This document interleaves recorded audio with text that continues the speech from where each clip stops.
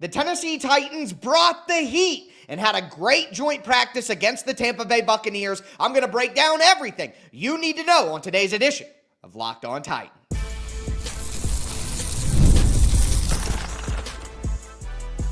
You are Locked On Titans, your daily Tennessee Titans podcast, part of the Locked On Podcast Network, your team every day.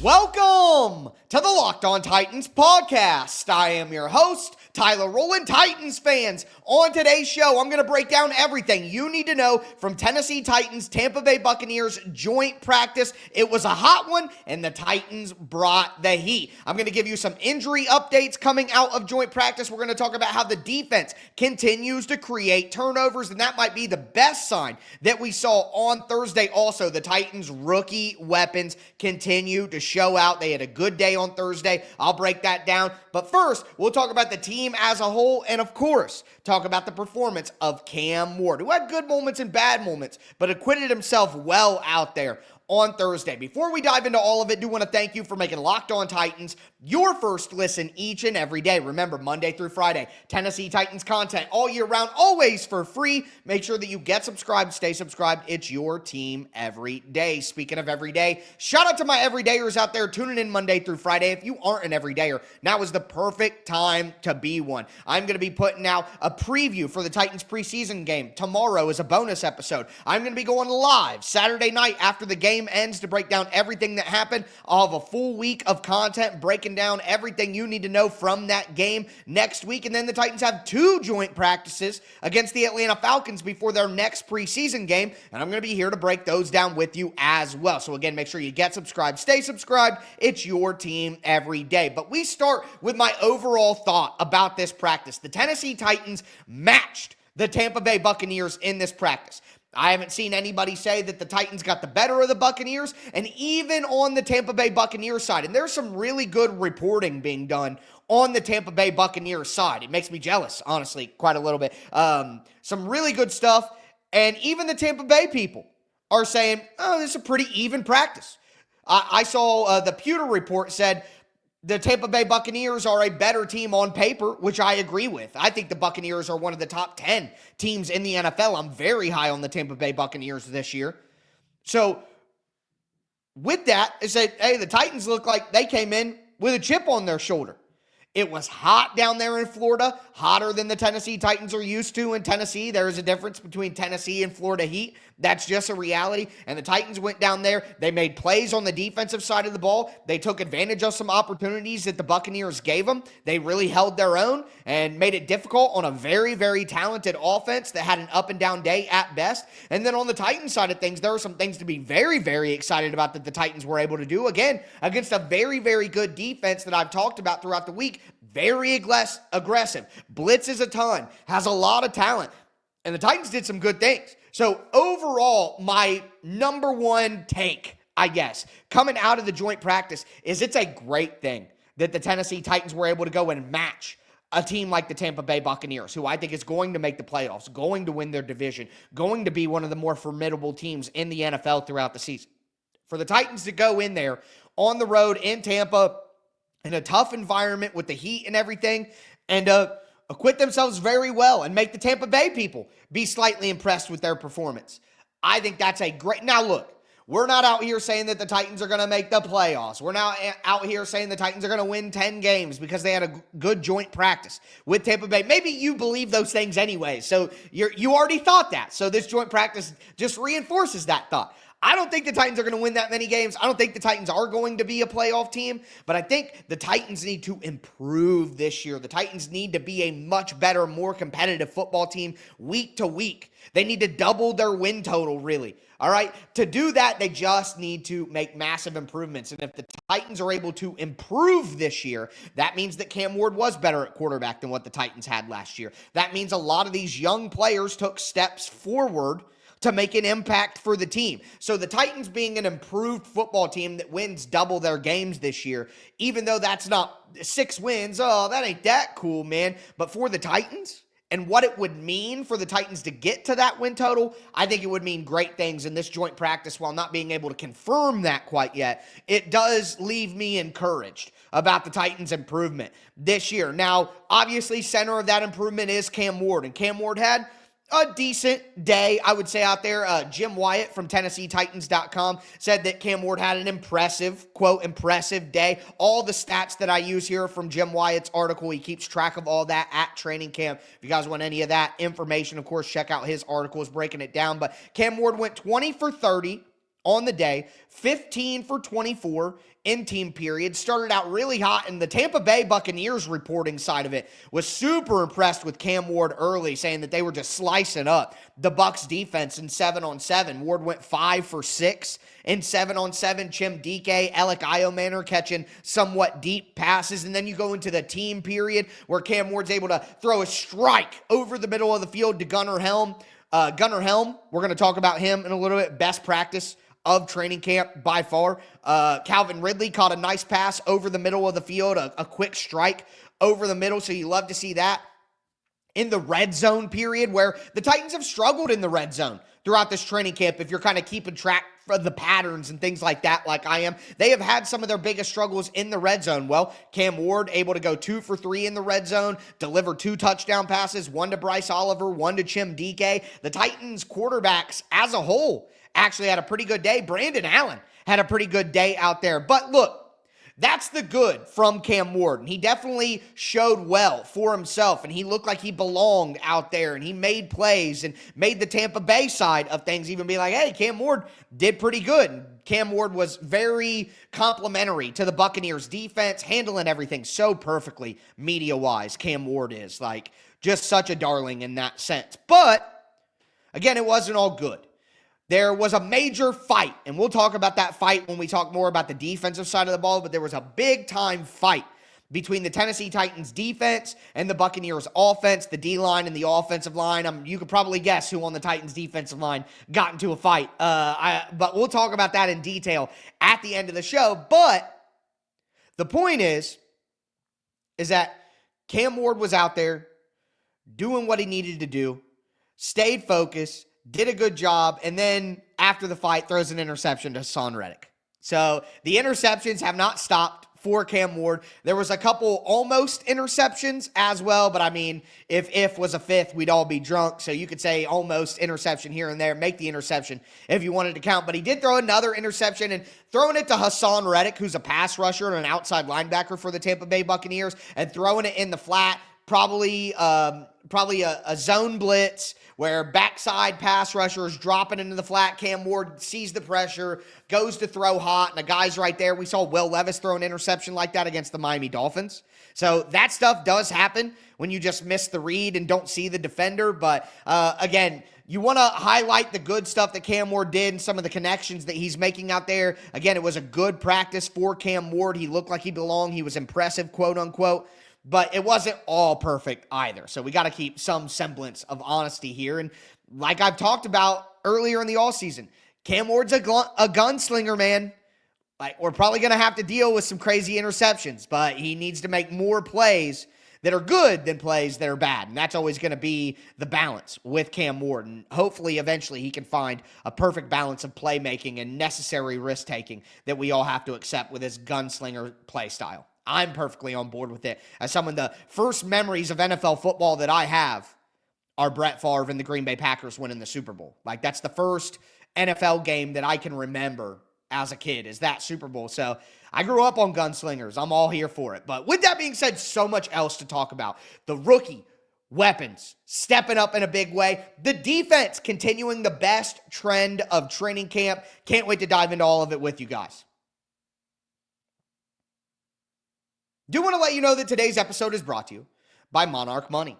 Ever wish managing your money felt easier?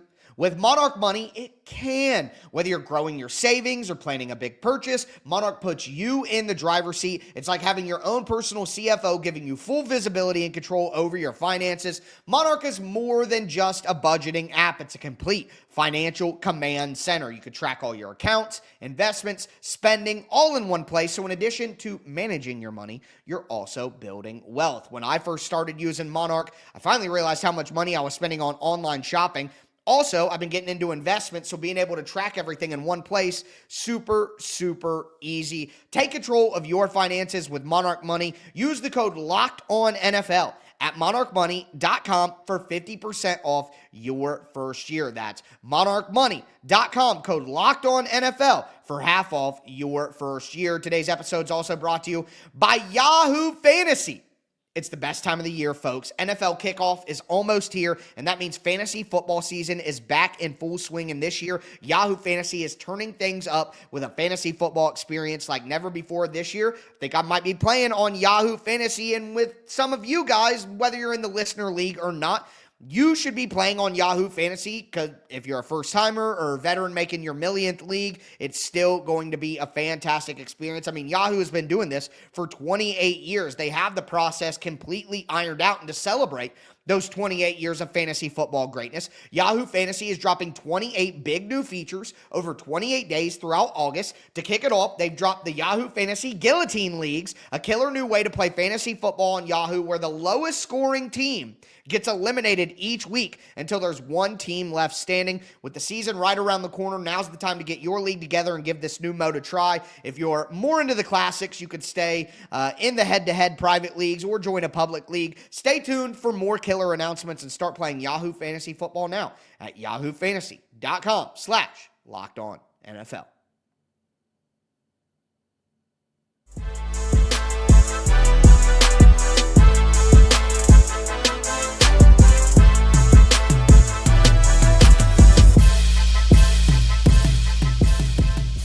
Titans fans, let's continue today's edition of the Locked On Titans podcast, breaking down everything you need to know coming out of joint practices with the Tampa Bay Buccaneers. I talked about my overall thoughts on the team's performance, which I think is a great sign for Tennessee Titans fans. I talked about Cam Ward's up and down day, but overall did a good job. Now I need to get into some of the stuff on offense that we have to discuss, and these rookie weapons. They just continue to impress. We're going to talk about the defense at the end of the show and do some injury updates. Before I get into it, I do want to thank you again for making Locked On Titans your first listen each and every day, and for being an everydayer here with us at the Locked On Titans podcast. It's your team every day. Make sure you get subscribed, stay subscribed, all of that. But Elic Ayomanor was a standout. He won a rep in one-on-ones with a nasty whip route where he goes up the field, faked going outside, cut back inside, and he absolutely smoked the Buccaneers defender that was guarding him. Absolutely smoked him. Okay? Ayo had 3 catches on the day, had a touchdown in, not a touchdown, but had a deep catch in 7-on-7s. He's just impressive. A guy his size should not be able to run routes as well as Elic Ayomanor is able to run routes. It just should not be possible. And I continue to say, and will continue to say, I think he is the rookie receiver who can make the biggest impact right away because his skill set fits perfectly to be that big, that physical, be able to play the X wide receiver position on the line of scrimmage. He is a tenacious and willing and driven blocker in the run game. I think Ayo is going to be a starter by Thanksgiving. Like, he is going to be starting for the Titans. He's going to be good, man. He's going to be good. He continues to be impressive throughout training camp, and now he's showing up in the joint practices. That is 100% what you love to hear. And as a matter of fact, I do think that Elic Ayomanor caught a touchdown, but it was from Brandon Allen in 7-on-7s, if I'm remembering off the top of my head correctly when I was making my notes from all the reports and everything like that, but also Chim Dike.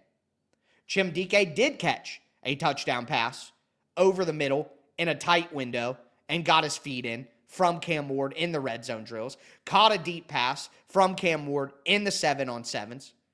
Absolutely roasted Antoine Winfield Jr. on an in-breaking route during one-on-ones. Like, he had 4 or 5 yards of separation. Chim Dike's speed is going to make a difference. Dike right now is the backup slot receiver to Tyler Lockett. Again, another position. I think Chim Dike is going to be a better player than Tyler Lockett this year. That's what I think. But it wasn't just them. Gunnar Helm. I saw multiple reports talking about Gunnar Helm. I saw Jim White say it was Gunnar Helm's best practice of training camp. He had 4 catches on the day. Again, a deep pass that he caught down the middle from Cam Ward. Catching balls from other quarterbacks too. Gunnar Helm. I even saw one of the beats, I forget who it was, say Gunnar Helm might be tight end 1. Like, I said this when he was drafted. I made the argument with my film breakdown on the Tic Tac Titans channel. I've continued to say it throughout the process. I think that Gunnar Helm takes the most snaps of any Titans tight end this year. Now, that's barring injury. Again, I'm not going to take a victory lap if there's injuries that causes that. But if all the tight ends stay healthy, I think it's Helm that gets the most snaps. I really do. Chikakonkwo is a more explosive weapon, but Gunnar Helm is a better tight end. And for all of these young wide receivers to be making plays, we didn't hear a ton about Tyler Lockett. I didn't hear anything about Van Jefferson. Calvin Ridley made plays because Calvin Ridley's going to make plays. And boy, Calvin Ridley had one of the nastiest routes. He had a skip release against a cornerback. He goes to the outside and he kind of, it almost reminds me of like a post move in basketball when you kind of give a shoulder back to kind of fake like you're going one direction, and then you can kind of spin back and hit a fadeaway jumper going the other way or go with the opposite hook. You know what I mean? You're in the post and you're kind of working your shoulders, fake a shoulder in. Calvin Ridley went to the sideline a couple steps and then kind of faked back towards the line of scrimmage and then went upfield and woo! Now, the reports coming out of one-on-ones is that the Titans actually struggled in one-on-ones, and just some of the highlights that I'm happy to bring it up, like Ayo's route and Calvin Ridley's route were good. But, I mean, Xavier Restrepo burned somebody for a catch in one-on-ones. I saw, again, Chim Dike against Antoine Winfield Jr. Like, the Titans wide receiver group, whether it be in the one-on-ones, and some of the Titans wide receivers didn't do good in one-on-ones, but not all the Titans wide receivers are very good.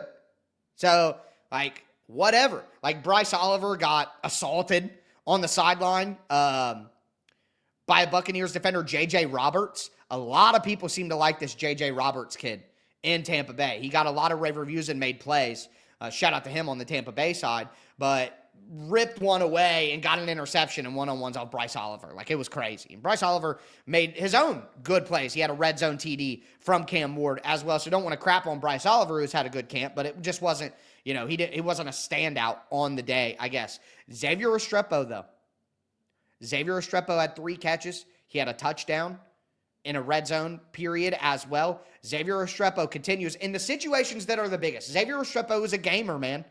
He's a gamer. When you get out on the field, when you play the games, when you're in joint practices, when the tension is highest, Xavier Restrepo is going to come through with a play. He did it during his college career. He's going to keep doing it. He's just a guy who maybe he doesn't light the world on fire in practice. But in the games, he's going to step up and make plays. And that's why they can't let him go. And James Prochet looks like he is the only option that the Titans are going to have at punt returner. According to Buck Rising, when James Prochet isn't the punt returner, things fall apart, is I think what the quote was. Which is bad news for Xavier Restrepo. But man, I don't see how they can afford to let him walk away. They just can't. They got to find a way to keep him on the roster. But the weapons, awesome. The O-line.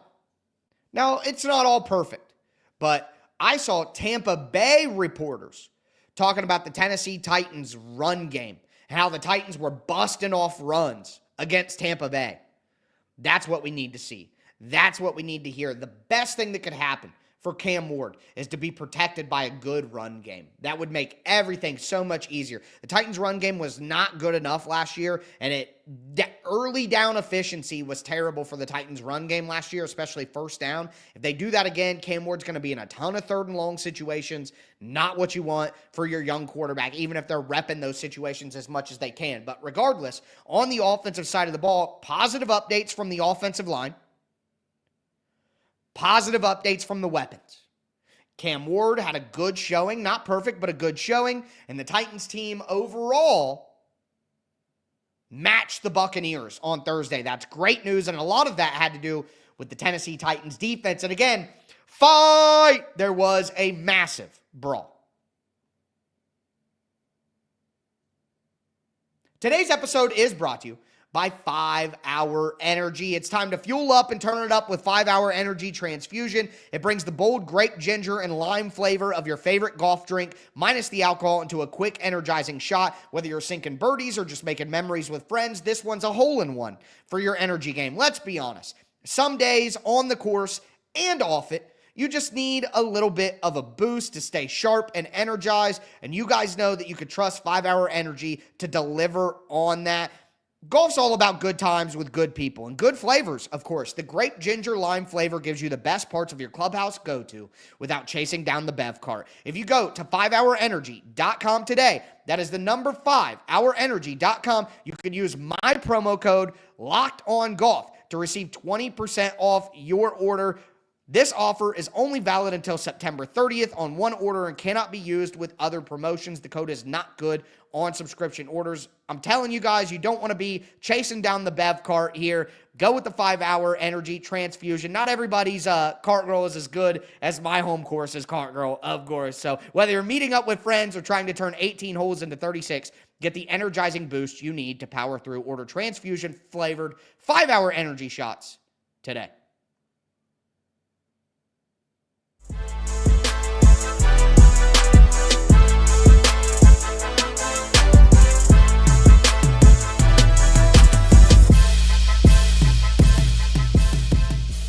Titans fans, let's cap off today's edition of the Locked On Titans podcast.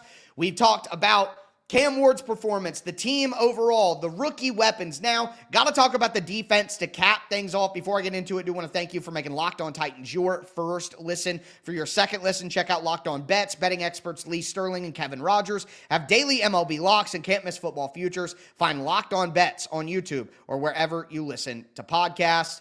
The defense continued to force turnovers, and that's been a concerning trend throughout the beginning of training camp because it's the Titans' offense that is turning over the ball, and we got to be concerned about that. But that turnover trend for the Titans' defense continues here. They were able to get an interception with Xavier Woods. Amani Hooker had a pass breakup that was almost an interception. The Titans' second-team defense was able to force a fumble, which was recovered by Darrell Baker. I mean, the Titans' defense came to play in this game. And I saw the Buccaneers reporting saying a lot of there were drops and overthrows and miscommunications by the Buccaneers offense, and there's good and bad in there. But hey, at the end of the day, you get judged on how the offense performs against you. And if the Tennessee Titans defense was able to hold down the Bucs offense for the most part, that's a good sign. But the Buccaneers offense definitely had their wins. Baker Mayfield completed a few ones to Mike Evans. He had an awesome red zone corner pass to Mike Evans over Amani Hooker. He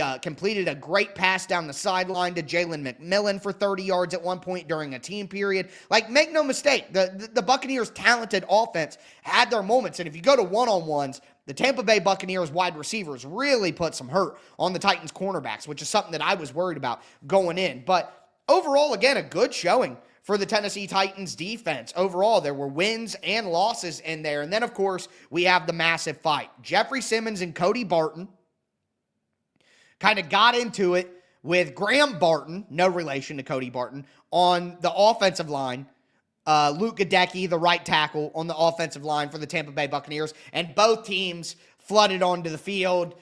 Cam Ward was trying to throw footballs and hit Tampa Bay Buccaneers players from staying away. He said that I got to stay out of the skirmishes, but I'm hard-headed and I couldn't help it. Cam Ward's trying to throw footballs and take out Buccaneers like he's throwing darts and shooting bows and arrows from the war machine. I love hearing all of that from the Tennessee Titans as a whole. You know, like Jarvis Brownlee Jr. is trying to fight fans on the sideline. Fans are talking crap. Tampa Bay Buccaneers fans and Jarvis Brownlee Jr. is having to be pulled away. Like, I like the intensity from the Tennessee Titans defense. Again, they came in there with the heat, man. Like, the Titans were not going to lay down against a team that is, quote unquote, better than them on paper. So I thought it was a good day for the Titans overall. Really liked everything that we heard coming out of joint practices. Now it's time to shift our focus to that preseason game. I'm going to be here tomorrow with a bonus episode to break down everything that I'm watching for in the Titans' first preseason game of the year. Make sure that you don't miss that. But that's going to do it for me today, folks. As always, I am your host. Oh, wait.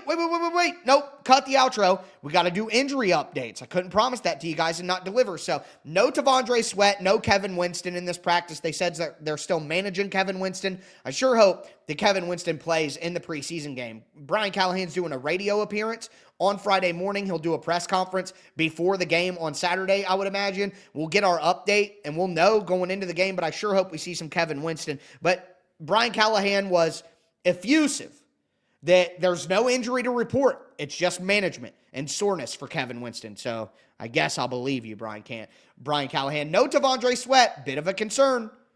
Went out for individuals yesterday on Wednesday, left early, didn't come back. Now he's out again.